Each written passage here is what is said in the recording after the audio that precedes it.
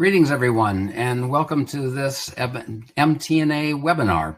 If you're on the East Coast of the United States, where I am located in a little town of Rehoboth, Massachusetts, or east of here, good afternoon to you, and to anybody else west, it's likely a good morning, and welcome.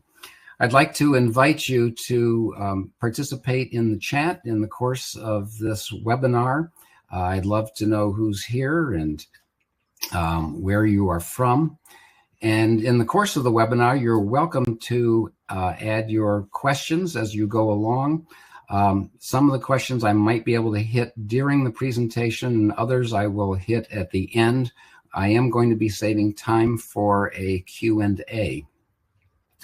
I'll also provide my email address at the end, and I believe MTNA may be putting it in the chat at some point as well. If you have some subsequent follow-up questions, please feel free to contact me. MTNA does tell me that the webinar is being archived and will be available in the members-only area of the MTNA website. Special thanks to Chan Kiat Lim, who's behind the scenes doing the work to make sure that this webinar is coming off smoothly, and he's been extraordinarily helpful in making this possible. So I'm going to pull up my slideshow to support the things that I have to share. We have an awful lot to go through today, and I'm going to be focusing on a lot of things in a very conceptual manner because the level of detail that applies to the subject matter is quite extensive. And if we were to take a detailed approach to this webinar, we'd be here until next week. But if everybody can grab onto the concepts that I'm discussing, the details are much easier to understand and manage as you go forward. So we're talking today about ensuring future access to your digital creations, how to future-proof your music notation files, scholarly articles, photos and images, videos, recordings, other documents. And this webinar was prompted by the fact that there was an extraordinary announcement on August 24 of this year that Make Music was ending development of Finale, an industry-leading music notation program that had been around since 1988. I first received notification on that day from this newsletter that you see copied here on my slide called Scoring Notes. If you are very interested in music notation developments, I suggest that you look for Scoring Notes on the internet. Philip Rothman does a wonderful job with this newsletter. And in the case of this particular announcement, he included a link to an article which is available on his website that goes through the whole history of Finale, which was quite a fascinating article. So I actually got the news first about this issue from his newsletter, and I immediately started getting inquiries from many colleagues who knew that I'd been associated with the Finale application as a user for many years, asking me, what should I do? What's next? What does it mean for you, George, in your business activities? Because you've been using Finale commercially. And it was interesting that they had received notification via email from Make Music that I hadn't actually received yet. But many hours later, I did finally get my email, which you're seeing here on the screen. The news at first seemed to be quite dramatic and maybe even somewhat of a panic nature in terms of the way people were reacting to it. And it looked a little bit dire in the sense that part of the original announcement said that after a year, further authorizations of Finale would not be possible. So in other words, if you had purchased Finale, you had a lifetime license and you had the installer, but you got a new computer and you needed to install it on that, that wasn't going to be possible because the authorization process would not work. But to their credit, within a 24-hour period, Make Music made a further announcement and said, we're going to enable the authorization process indefinitely. So that was good news. I don't know exactly what indefinitely means, but I'll take that. And they also indicated that if you follow through with their recommended cross-grade to another music notation app called Dorico, it's a cross-grade that you would purchase from the Make Music website, that Make Music would upgrade your Finale to the final version of Finale. It's version 27. And so if you had not kept up with your Finale upgrades, that was an opportunity to upgrade to the final version of Finale. And that could be very, very useful, both in terms of being able to use Finale somewhat into the future. We'll talk about how far into the future that might go later on. But it also meant that you would have the latest export capability to a file format known as Music XML if you were using the latest Finale. And the migration of your Finale files to another program depends upon this migration through Music XML, and we'll be covering that today. So I'm going to be starting with the broader issue of migrating all of our digital data, because our entire lives are just revolving around digital data, whether it's created by somebody else or created by ourselves. And we need to be aware of all of these issues. The issue with Finale is really just a subset of the bigger topic area. And when that announcement came out from Make Music, I personally was not all that surprised by it. It's not that I had any inside information about it, and I didn't have any issues with my confidence in the company or anything like that. I just knew from long experience, as someone who's been using computers since 1984, that computer hardware changes, operating systems change, apps change, file formats change, the mechanical cabling connections that we make between computing devices change, the internal communications directly between apps changes, and as a result of change, sometimes things go away and we have to move on to other things. And as you can see from the slide right here on the screen, I actually wrote about this topic in an article for American Music Teacher in the April-May issue of 2008. MTNA very kindly gave me an opportunity for a little over, I think, a 20-year period to author and later co-author the random access column that appeared regularly in the magazine, and it was subsequently renamed Tech Connect, and was shared with colleagues Shanna Kirk and Mario Ajero. But some of the topics we're talking about today actually did get discussed in the MTNA journal quite some years ago, and I have to applaud MTNA for its willingness to take on these issues long before they seem to be of critical importance. So I'd like to start with a little bit of my own journey into this area, give you some background as to what my perspective is on the matters that I'm discussing. As I had mentioned, I'd gotten my first computer in 1984. It was actually at the prompting of my wife, who wanted to be able to make worksheets. She was a school teacher.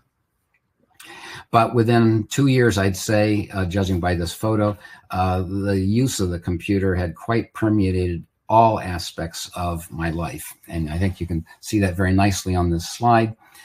Just as a quick aside, that youngster there who's on my shoulder is now a professional percussionist who regularly gigs in the New York area.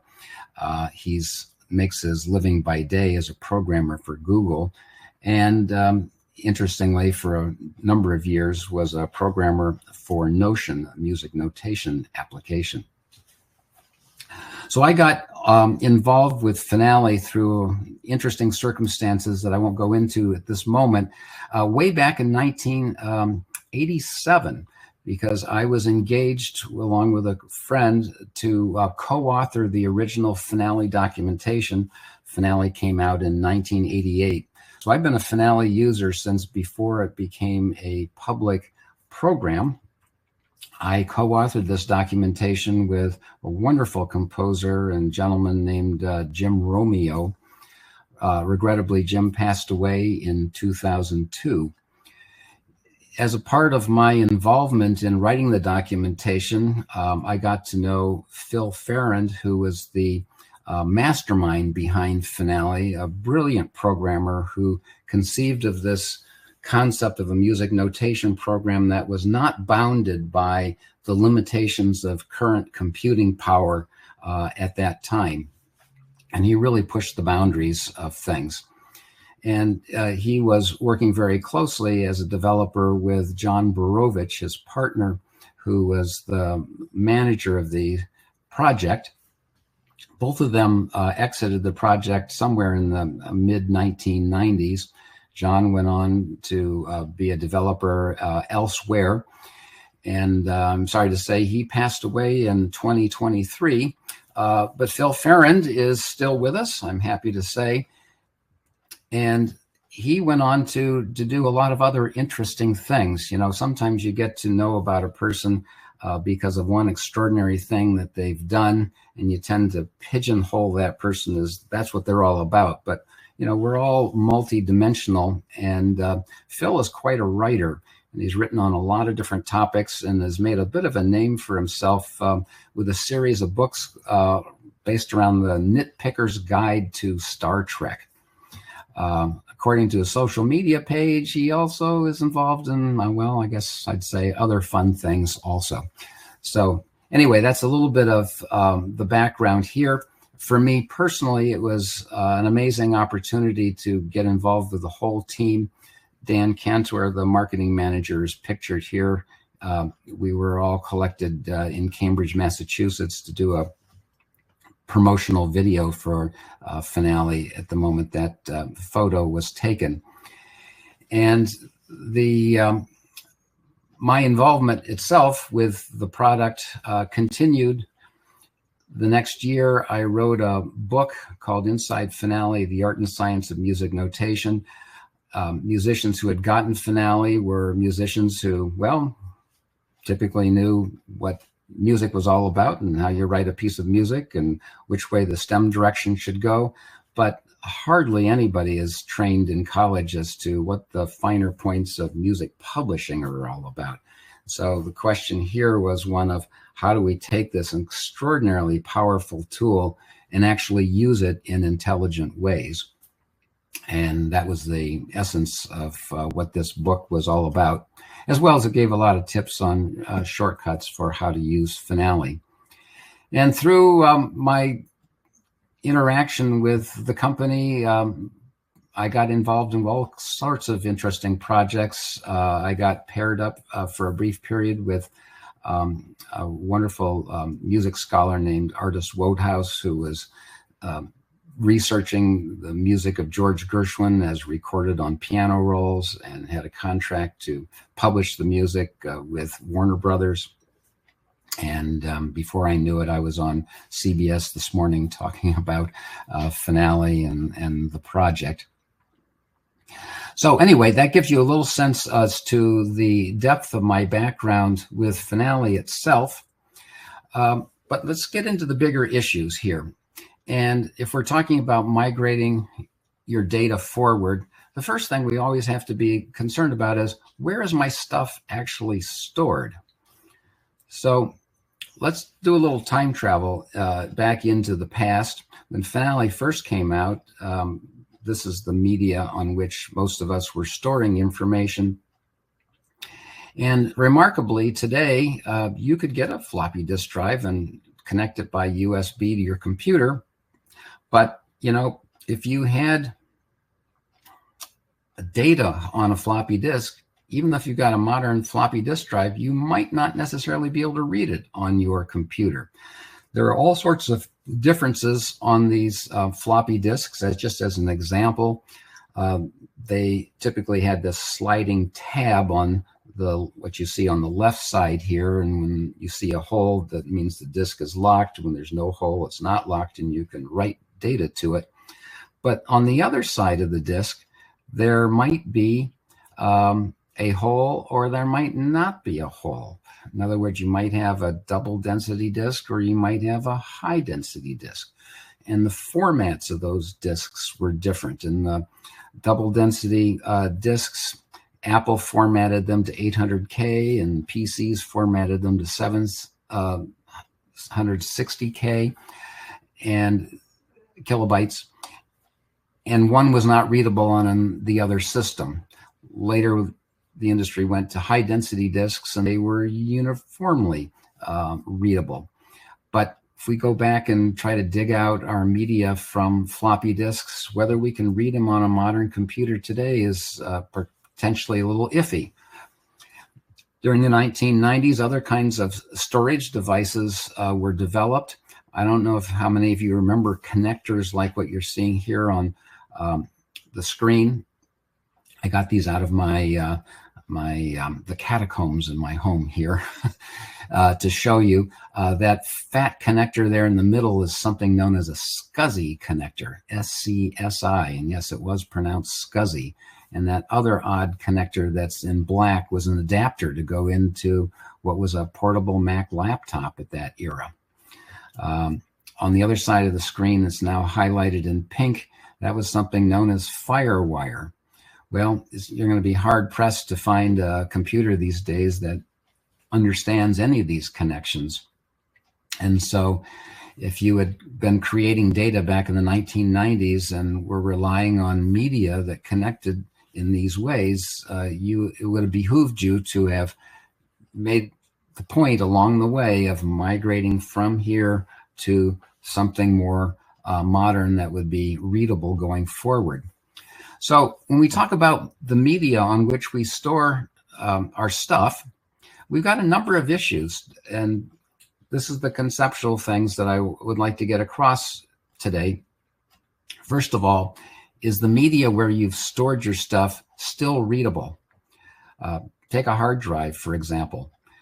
With a hard drive, it's not a question of will that hard drive die someday? The hard drive will die. It's a question of when is it going to die? Is the media still accessible? And by that, I mean, is it physically possible to plug it into your computer in order to read it? And then, assuming you can plug it into your computer, is the format of that media accessible on the system that you're actually running? And one example I mentioned was some of the older floppy disks, particularly Mac disks, cannot be read using a modern floppy drive that is plugged into a Mac. My wife got concerned a couple of years ago about backing up her data, and she also wanted to be able to transport it and not take her computer with her. I went and got her a fancy piece of media here. This is a very fancy flash drive. It's got 2 terabytes of storage on it. It was built to be kind of future-proofed. Now, when I say future-proofed, I mean slightly into the future. It's got the traditional USB connector on it. It also has USB-C. You can plug it into a Mac. You can plug it into a PC. That's very nice. That's going to do her well for a number of years, but there will come a point at which that no longer is readable. And at that point, she'll need to make sure that she's gotten her data off onto something else. So some of you might be thinking, well, this is all nice history, George, but you're talking like you're so 20th century. We're in the 21st century, and we use cloud storage. So what's the big deal with media? Well, there are issues with cloud storage as well. And again, it's a conceptual matter. I think it's important to understand how cloud storage works to make sure you always have access to your stuff. So I would agree that if we can get our stuff off the old media and into the cloud, we're in a much better place. We do have a lot of convenient options. Macs come with this thing called iCloud. PCs come with this thing called OneDrive. And you can actually get OneDrive onto a Macintosh, which is very nice. Some of these other options like Box and Google Drive and Dropbox, they're available on multiple platforms, including mobile platforms. But how do they work, and what can we say about our future access to our media if we have our stuff stored on a so-called cloud drive? Well, we call these storage systems cloud drives because essentially there is a drive, only it's not on our device. It's up there. Well, not really up. It's probably in another location like California or Australia or who knows where there's a server farm where the data gets sent to, and it's sent there over the internet. Whoops, going this direction. So if you have a mobile device and you got a cloud drive account, you create data on your mobile device, it can get automatically uploaded into the cloud, same from a computer. And the nice thing is, and you can tell this by the bidirectional arrows I've got on the screen, that if you access that cloud data on the computer and you make changes to it, that those changes should be then synchronized to what's in the cloud. And because the mobile device is also talking to the cloud, those changes get reflected onto the mobile device. And it's a wonderful thing. Your data seems to be ubiquitously accessible and is always up to date. Well, you hope it's always up to date. So let's take a look at some scenarios here. We really should be asking ourselves, when we're working with cloud drives, where does my stuff really live? Because I'm seeing it here, I'm seeing it there. Do I have multiple copies of my stuff? What's the deal here? So you can do this thought experiment. Take your computer that has a cloud drive access, and if you try to edit your document when you're offline, in other words, no internet access, well, you've made changes to your document at that point, but it hasn't been reflected into the cloud. And so now what's on your computer is different from what's on your mobile device. So this system is highly dependent upon internet access to what? To something known as the source of truth. That's what a computer programmer would say about the system, that there's really only one place where the stuff lives. It's in the cloud, and it's merely being mirrored under certain circumstances to other devices. And in some cases, you may see a document that's from the cloud, and you may see it on your computer screen. It may not actually be there on your computer, just as an iconic representation. And it's only when you try to open it that it actually comes out of the cloud onto your computer. And so you can see it and edit it. So what are the implications of this? Well, there are issues. First of all, cloud storage, as convenient as it is, does require that you have some kind of identifiable credentials that say this cloud stored stuff belongs to you and it should be available on your devices. So if your computer crashes and you can't get it to work again, you got to go get another one. You haven't necessarily lost your stuff if you've been keeping it in a cloud storage system, but are you able to get into that system on a new computer? Have you forgotten your credentials?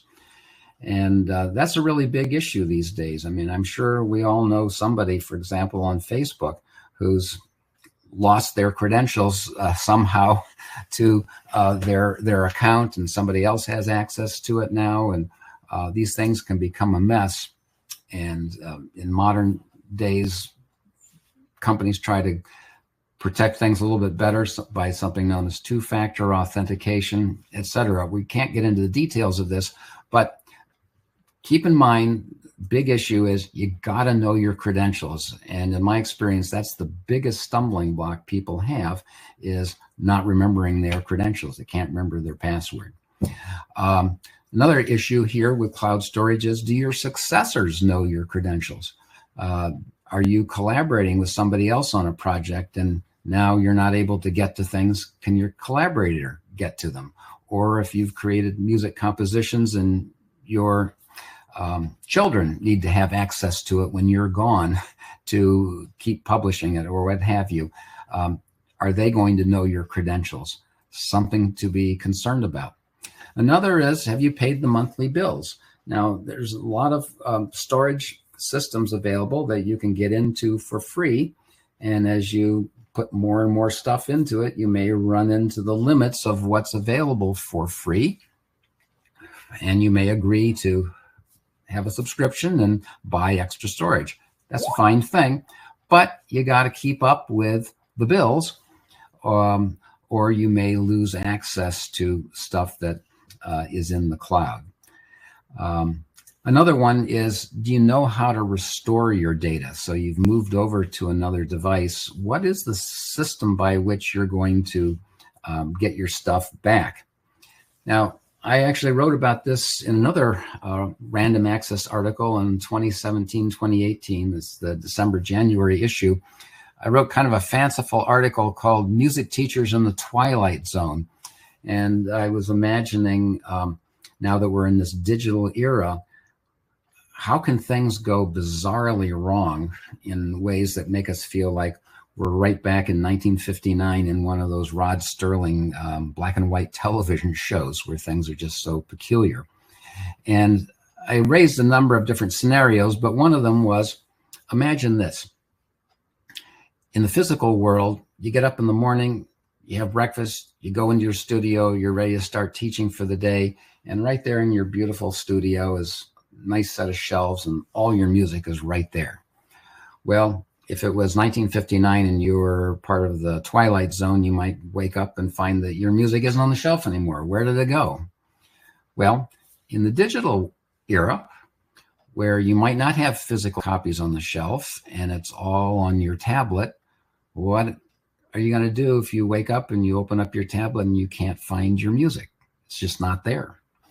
What partly prompted this article was the experience of an actual teacher that I knew who found that to be the case. She had migrated to a different device, got everything restored, opened up this particular app that she was using to display her music, and her music was all gone. So it turned out that there was 2 steps to the restoration process. The basic stuff, the applications, had to be restored onto the new device, but this particular application had its own mechanism for restoring the data that needed to flow into the app. And she was not aware of that. So it behooves us all to understand what the circumstances are that we're dealing with. Companies work so hard to make things user-friendly and simple that lulls us kind of into a sense of complacency, as though we don't have to understand anything, but we really do.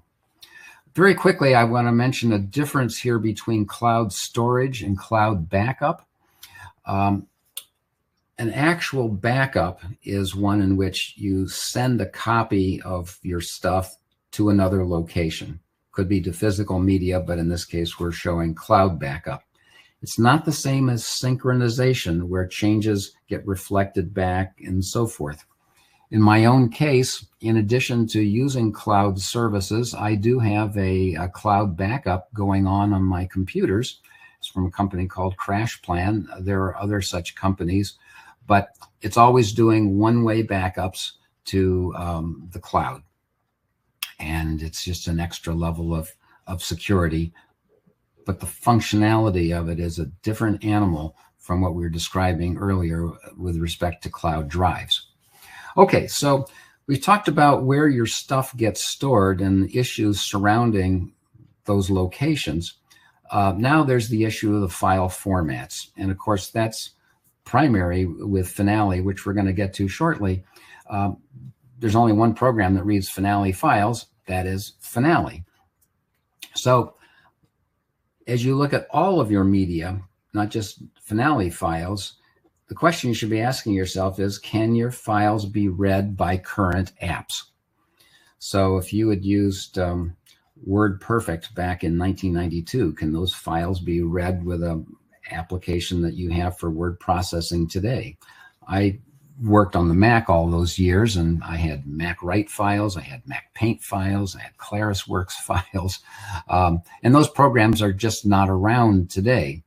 There are some kinds of torturous ways of migrating back old data that we won't get into, but the ideal thing is to just keep migrating your stuff forward so it's readable by current apps.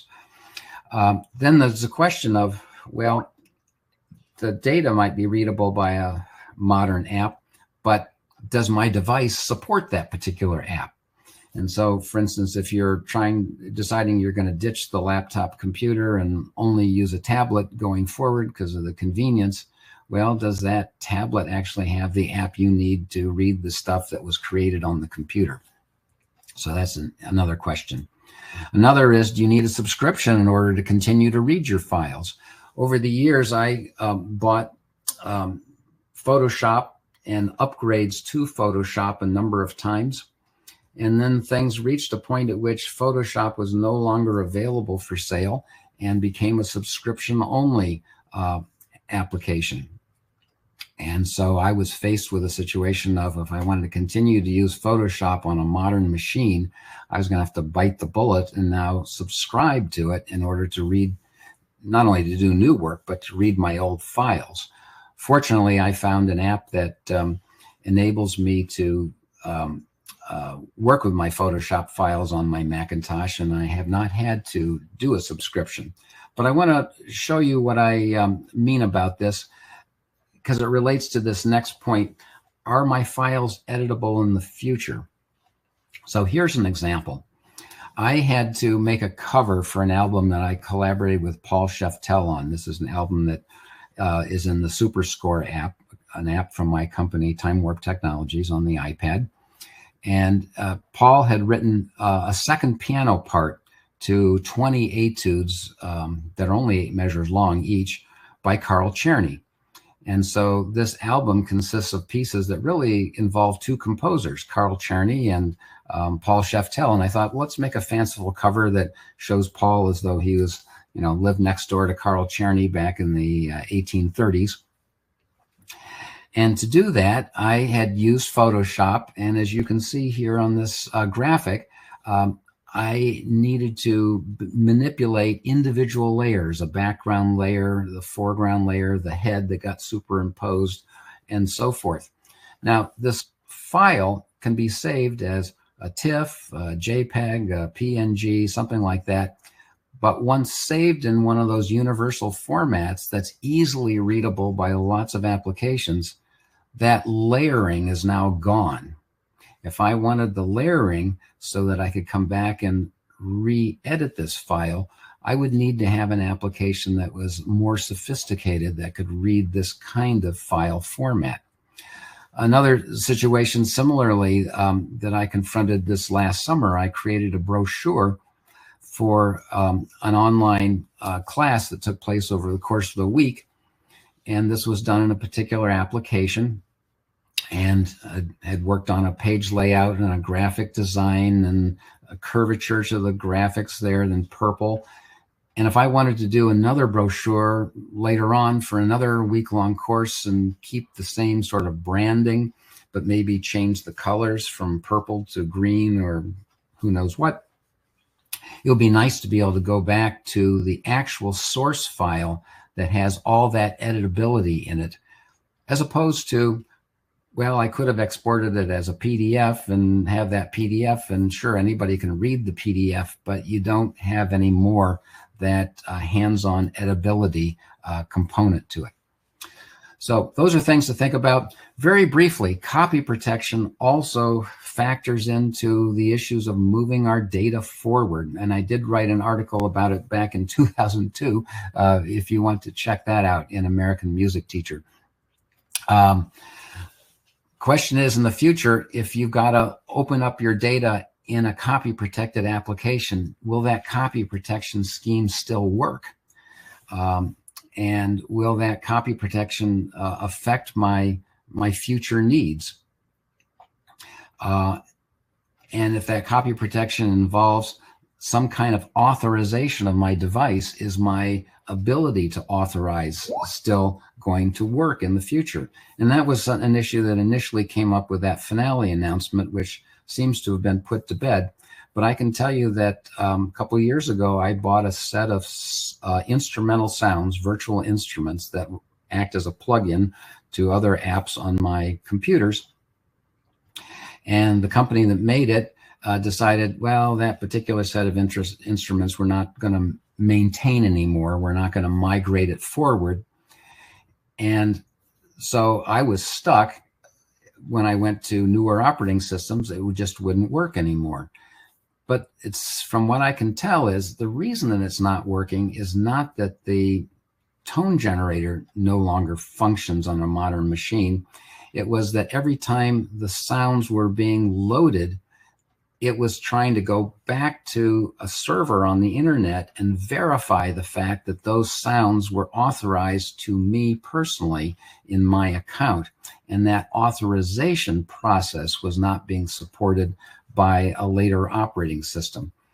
And so those kinds of things can trip us up, and we need to be very careful about that. Lastly, before we get into the finale issues, if your data can no longer be read, are there any last resorts here? And of course, if you have physical copies of things, or even digital copies that aren't truly editable, like a PDF, we do have things like optical character recognition, OCR. I use an OCR program for music notation called SmartScore, and there are many others that will take an older print file that's now loaded as a TIFF on the computer, and it will attempt to read the black and white dots on the page and figure out what's a note and what's a stem and turn it into editable music notation. That's pretty extraordinary. Perhaps AI in the future will be able to let us look at an image and separate every component out into layers again. I don't know if that'll happen, but extraordinary things are happening with AI. But it'd be nice to avoid having to go to these extra steps if we just take the trouble as we go along to migrate our stuff forward. So what about migrating from Finale? Make Music has offered a deal that makes it possible for us to do a side grade for a price, which is a drastically reduced price, to migrate to an application called Dorico. And Finale is, of course, an industrial strength application, and Dorico arguably is also an industrial strength music notation application. So in that sense, it was a reasonable choice to be able to offer to customers. But it's not the only choice. And what is best for you is, of course, issue of what are your needs? I mean, are you a piano teacher who just wants to be able to do some simple arrangements, throw the stuff onto the screen, have the program just make it look nice for you so you can print it out and hand it to your student? Are you a composer who's doing very detailed work, putting in all kinds of performance indications that need to be precisely placed and so forth? There's just a range of possibilities for how we might use a music notation program, and the ideal one is not, for one person, isn't necessarily the ideal one for another.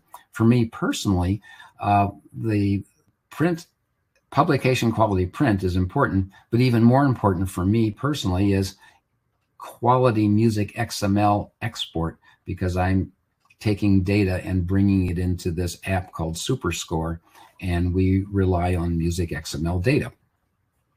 So anyway, it's possible I've missed some other important programs, and I apologize to any developer who's not represented here if I did, but I just put a whole bunch of these up to indicate to you that you do have lots of choices.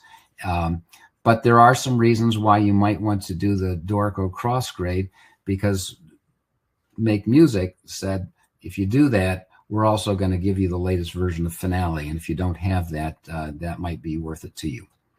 So inevitably, you're going to migrate your Finale data from Finale to some other application. And your way to get there is this thing called Music XML. So I want to talk about what that is. Music XML is the brilliant creation of a wonderful musician and engineer named Michael Good. He's an MIT graduate. He started on this way back in the early 2000s. He looked at various academic attempts to create a common file format for music notation, because all the different notation programs store data in their own unique ways. And then he had to evangelize the industry to support this file format called Music XML. And ultimately, he ended up working for Make Music as a vice president.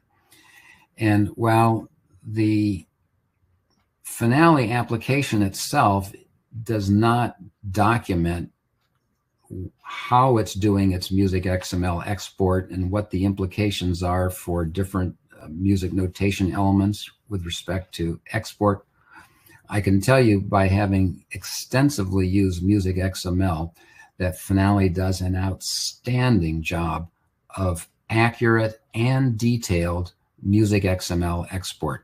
And of course, that's a credit to the programmers that make music, but especially to Michael Good, who oversaw the process and who is the inventor of the standard. Now, it is a standard. It was for a brief period of time owned by Make Music, but it was ultimately sent to the WC3 folks. And you can join the W3C community. And if you do, you can participate in the ongoing discussions about future development of the Music XML spec. And if you do, you might get periodic email messages from this address that you see here on the screen. So it's a good way to keep up with what's going on under the hood in the music notation business.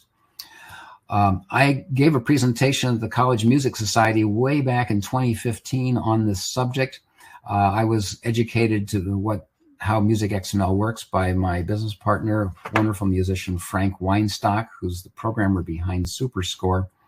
And in that presentation, I made this very important point that Music XML fundamentally changes everything, and it opens the door to file interchange, next generation electronic publication, analysis, interactivity. And here it is 9 years later, and now we're needing to use it certainly for file interchange. So what is Music XML? Well, it's a structured file format for music notation based on XML standards.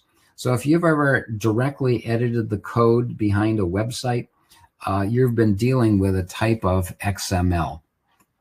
XML data, which you can open up in a text editor, is both human readable and machine readable. You, the human, might not want to have to learn how to read it, but it is readable, and I'm going to show you a little bit about that. Very importantly, and this is a fundamental concept with Music XML, Michael Good's brilliant design of this really does two things. The XML data defines both a specific page layout, and if the notation program that's importing the data follows it accurately, it's going to print out that page the way it was originally in the other program. But at the same time, it also encapsulates musically meaningful information, which means that you can ignore page layout information if you want and just get to the music itself. Where is this particular note a quarter note or a half note, for example? What voice is it in? That kind of thing. So here's an example of a music notation on the iPad. This is from my company's SuperScore product. What I'm going to tell you here is that the data that you're seeing on the screen comes out of a Music XML file, and it came out of a Finale derived Music XML file. It's in our application, it's publication quality. And because we can ignore the page layout part of it, we can lay out the score ourselves the way we want to, and you can resize the music, rotate your iPad, and it all gets reformatted on the fly. This is an example of what Music XML looks like in a text editor. And I'll just highlight one section here. Right at the very beginning of the first measure, there are some attributes that are listed. Key says fifths, 4. Well, that's 4 notches to the right on the circle of fifths. That's a key signature of 4 sharps. And it says the mode is major. Time, it said it's 12 beats, and the beat type is 8. So we got a time signature of 12/8. Number of staves is 2. It says what the clefs are and what lines the clefs are supposed to sit on. So you can see that that's human readable. Here on another page, if we look at a particular note, we can see this note is a G. It has an alteration of +1, which means it's up a half step.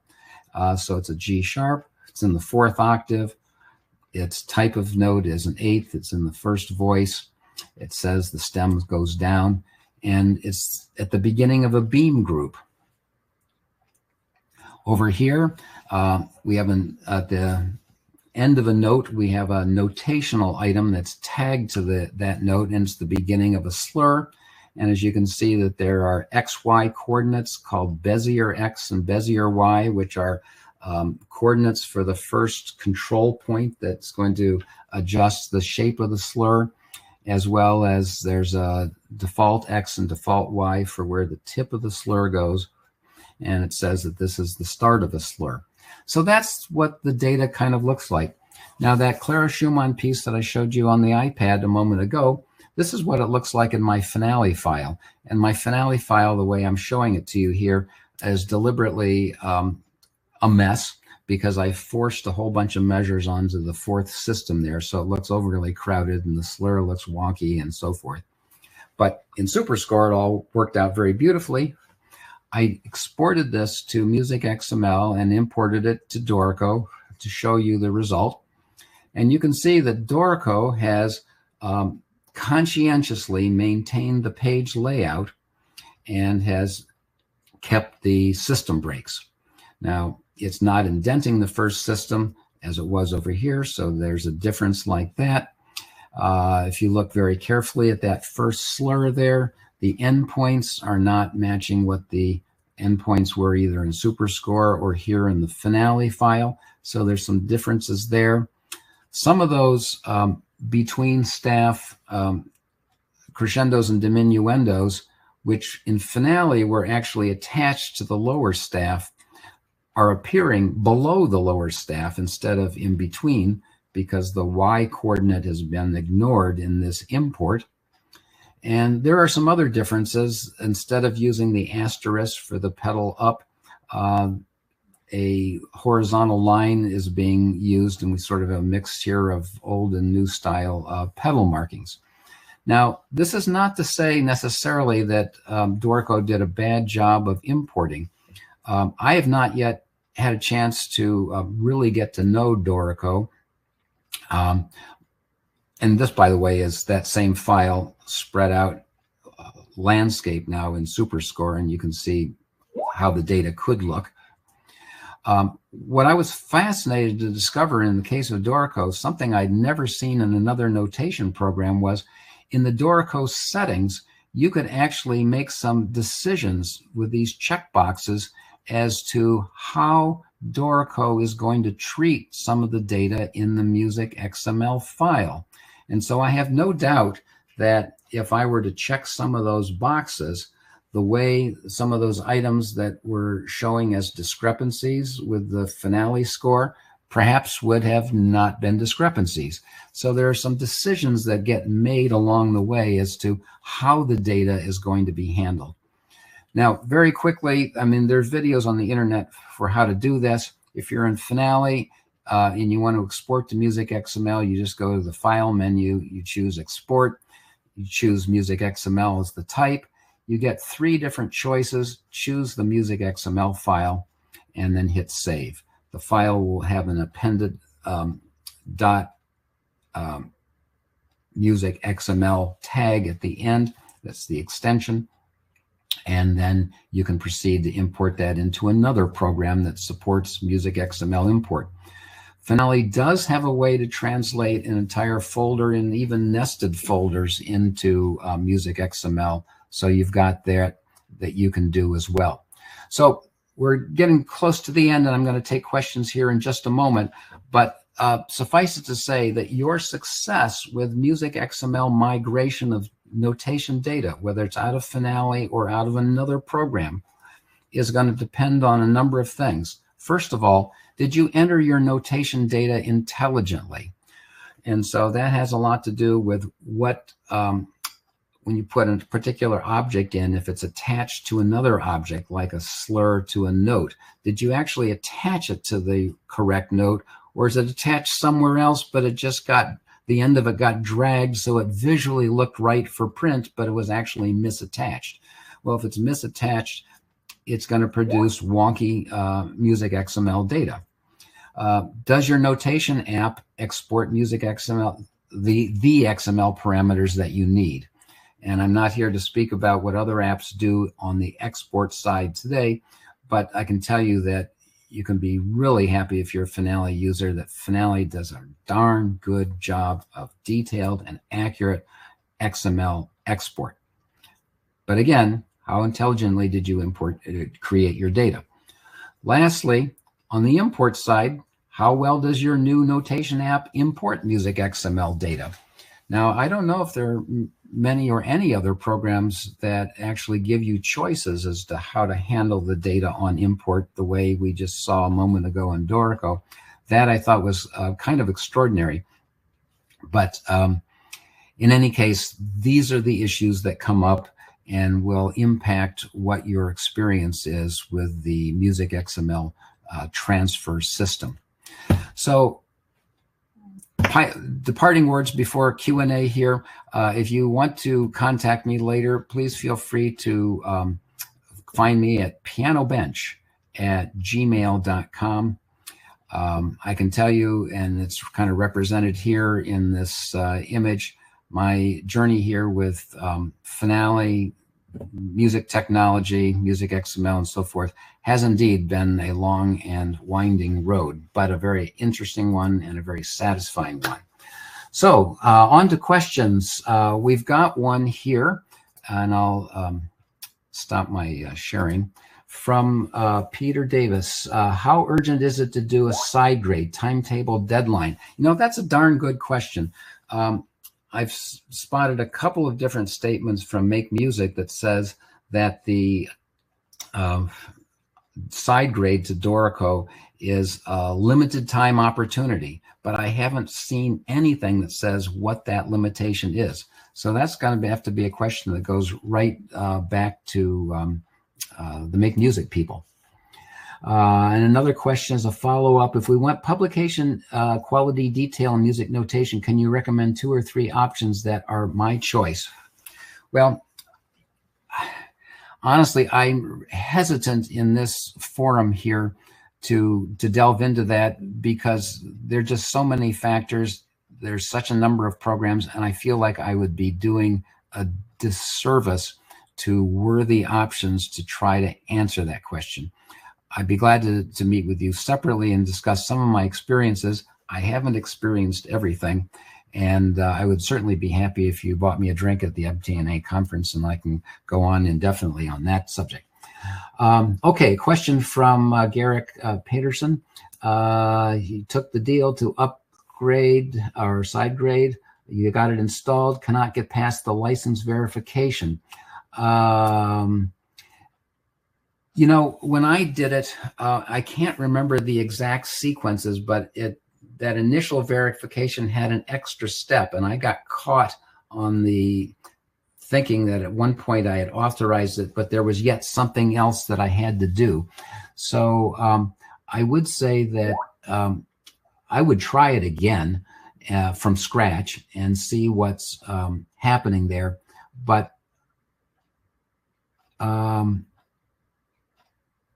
you may just have to reach out to the Dorico people. I now need to update my iOS for other reasons. Okay, there's another question embedded in there that I'll need to answer. But I have every confidence that there's reputable people behind both the Make Music side of things and the Dorico side. whether or not Dorico is the right program for you is another question, but there are people who will help you out, and you might want to go through one of the Dorico videos that show how to do this. So that would be my question there. Now, on the authorization side, no sooner had this Make Music said that Finale is no longer going to be developed than Apple updated the Mac OS to the new operating system called Sequoia, and Make Music immediately stated that Finale 27, the last version, does not meet the requirements of Sequoia. And that was basically their way of saying, at this point, if you're on Sequoia, we can wash our hands of supporting you if you report bugs or problems. I have Finale installations on 2 machines that were upgraded to Sequoia after Finale had been installed. Finale is working just as well as it did on the previous operating system. Earlier today, just as a sanity check, I took another machine that was upgraded to Sequoia that did not have Finale 27 installed on it. I successfully installed and ran Finale 27. What I didn't do was to test the authorization process, because I'd have to deauthorize one of my other computers, and I thought, well, I'm not going to do that experiment now. So hopefully the authorization process under Sequoia continues to work, and that should mean that we can probably use Finale quite a long time into the distance on the Mac. And it does support Windows 11, and Windows 11 is going to be around, I'm sure, for quite a long time on Windows as well. Okay, Susan Bell asks, if you cross-graded Dorico only to get the Finale upgrade, will you be stopped by the Step 2 authorization process? The issue of getting the latest Finale is not a Dorico side issue, it's a Make Music side issue. And so I believe that Finale 27 should just show up in your downloads on the Make Music website if you've bought the update. So that would be my my experience and understanding there. Okay, Carmen Cuenca, I'm sorry if I'm mispronouncing the name, asks, is there a simple program to play on the keyboard and create a score on a laptop? Well, that gets into larger issue of comparing alternatives, and I'm just not prepared today to go into that. But there are certainly a number of choices for music apps on the iPad. Bradley Sowash asks, to your knowledge, have the big piano publishers settled on a new industry standard software, or will only time tell? In other words, is Finale still the expectation for submissions? That's a good question. And I honestly don't know the answer to that. My sense has been that at Hal Leonard, that an awful lot of the scores over the years have been done by Sibelius. But I think that they've taken submissions from Finale composers and arrangers as well. But I've not been in touch with any other publishers, and don't know what the sort of behind the scenes conversation on this subject is. I think everybody's going to have to really figure this out, and everybody, of course, is in the publishing business scrambling to kind of figure out, well, what is our future here with a digital publishing? Is it just turning our scores into PDFs and selling downloadable PDFs, or is it doing something that's more interactive, maybe something that has playback, in which case are we building our own proprietary app just to sell our scores in that app, or are we working with some other company that's got an app that aggregates content from a variety of sources? There's a lot of decision making and kind of feeling out the situation as time goes on. I think in general, the publishing business has realized that at the end of the day, what they have is not print music, but they have intellectual property rights, which are protected by copyright under the law. And the question is, how does one exploit those intellectual property rights on a commercial basis? Another question has popped up. That's from Becky Landreth. If Finale files are exported to Dorico or other software, can I still use Finale files, or does the software migrate to the new app and delete the Finale app? Oh, very good question. These are completely separate apps. So I have Dorico and Finale, not to mention other applications as well, on my computers. They live in their own separate world. If I double click on my desktop on a Finale file, it's only going to open up in Finale. It's not going to open up anywhere else. If I double click on a Dorico file, it's going to open up in Dorico, Sibelius file, and Sibelius, etc. These are all proprietary file formats. As for Music XML, on either a Mac or a PC, you can set up a default application that'll try to open the file when you double click on it.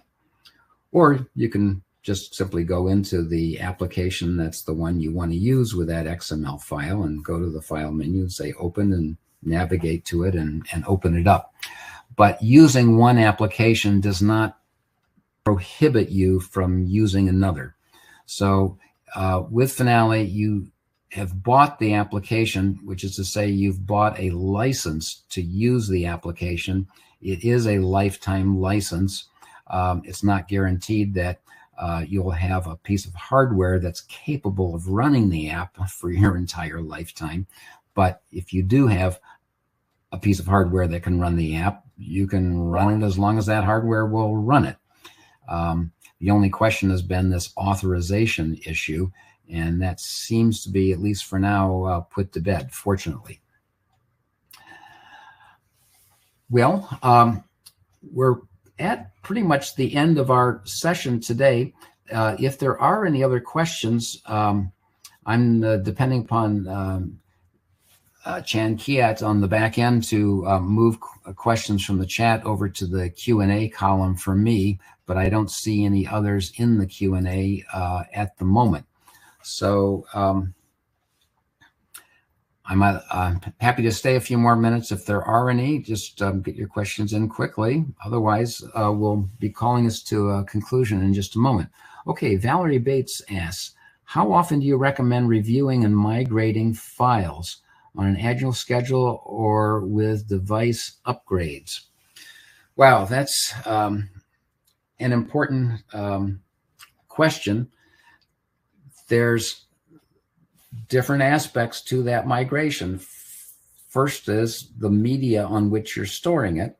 And if you've gotten your stuff all off of physical media, or at least copies of it off of physical media, and you have a cloud system going on, and maybe even cloud backup with it, at least the storage area aspect of things is taken care of. And then there's the file formats.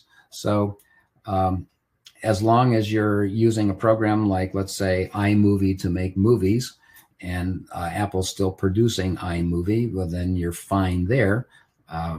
When they announce, if they ever do, that, well, we're not supporting iMovie anymore, well, then you will need to find a way to migrate your data elsewhere.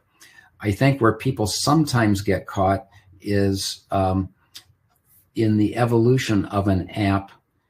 As the app gets more sophisticated, the developers of the app have to change the file format with which they're working in order to offer all the new features.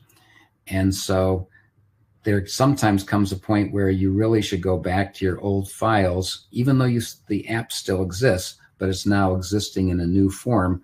Open those files up again in the newest version of the app and just resave them so that they are saved in the newest format. Okay, Paul, and there's one, okay. Are there any good notation software as good as Crescendo where you can put notes any place on the staff, even if it looks incorrect? Well, that's a really good question. For me, it would take a little research to answer it. And again, because there's so many music notation apps out there, this isn't the right session to deal with that. Ideally, what we ought to have is like a half day at MTNA conference or something where we got a number of people who've really deeply used a whole variety of applications, and they can do presentations on the strengths and weaknesses of them, and people can compare them. There's just lots and lots of choices. Peter Davis is asking, can you confirm? I think you said Finale should work as long as we have our current computer. We should be okay. But if we switch to a new computer, might we have a glitch? Okay, so just to be clear on that, let's say you're on Windows. Finale supports a number of different Windows operating systems up through and including Windows 11. So in theory, you could go switch to any new computer next month, next year, 2 years from now, and if it runs Windows 11, you ought to be able to install Finale on it and authorize Finale on it. They said that the authorization will work indefinitely, whatever indefinitely means. If it's a Macintosh, we're in a little bit of a peculiar situation because they stopped development on Finale before the latest Mac operating system, which is something called Sequoia. Everything seems to be working fine under Sequoia, at least as fine as it did under the previous operating system. I haven't been able to test the authorization process, but probably somebody is going to be doing that, and we'll hear about it very quickly if you can't authorize under Sequoia. But I doubt that that's going to be a problem. At some point in the future, though, it's theoretically possible that a new operating system under Windows or Apple could break the authorization process, but I don't know that that's going to happen, and I hope it doesn't happen. But that's the kind of the wrinkle there. Okay, so a few more questions here. From Julie Yu, I have some files on the old computer. Will I be able to save it and transfer to the new laptop? Well, yes, the question's going to be, how old is that old computer, and how do you get files off the old computer?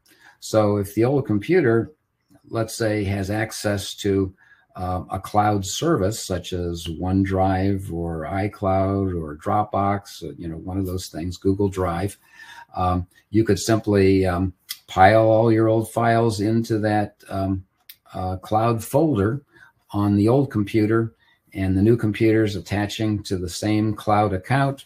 So again, the stuff may have originated on the old computer, but because it's being handled through cloud storage, the source of truth is now going to be the cloud, which means the new computer can access the data. And that's a great way to transfer your stuff. Now, if the old computer doesn't have access to a cloud service, then you got, choices like, well, we got them both from the same home network and we can share from one computer to another over a network, or I've got to copy them off to a flash drive on the old machine and put the flash drive in the new machine and copy them onto it. I mean, there's a bunch of different things depending upon the nature of your hardware, but certainly cloud options are really good if they're available to you. Well, one more opportunity. Does anybody want to ask a further one? I, again, apologize that some of the detailed questions that get to this issue of, well, what application should I choose for my needs going forward is outside of the topic area today. But I respect the fact they're very important. And if there are some follow-ups that would be helpful with me directly, I'm happy to hear from you and willing to do a little bit of research if necessary on some things, and just share whatever perspective I can offer on your situation. One more question here from Bradley Silverwatch. Why did Finale stop? Well, I haven't had a consulting relationship to that company since the early 1990s, so I'm not in the conversational flow.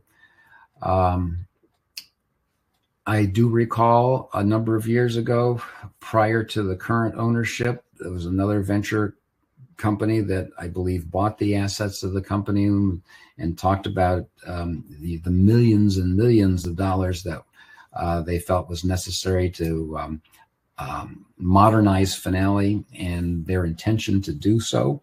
And of course, things have changed hands. But what I'm saying is that the development is an expensive matter, and that's just an undeniable thing. And it's been clear to me anyway for quite some time that the larger, more important business seems to be at Make Music, their Make Music Cloud, which was formerly called Smart Music, and before that it was called Vivace, and so forth.